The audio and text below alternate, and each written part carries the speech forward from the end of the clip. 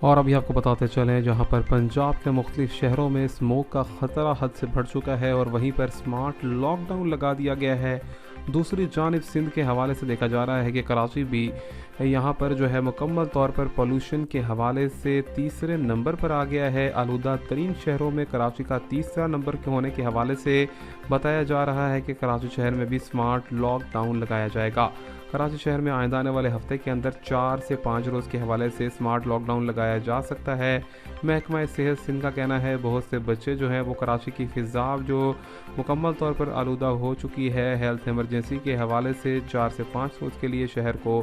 بند کیا جائے گا، جہاں پر تعلیمی مراکز سے لے کر دکانوں اور دوسری جانب تمام تر مارکیٹیں بھی بند کی جائیں گی۔ آپ کو بتاتے چلیں کہ دوسری جانب پنجاب کے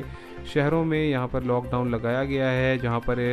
بینک بھی بند ہیں، تعلیمی ادارے اور دوسرے دیگر مراکز بھی بند کیے گئے ہیں۔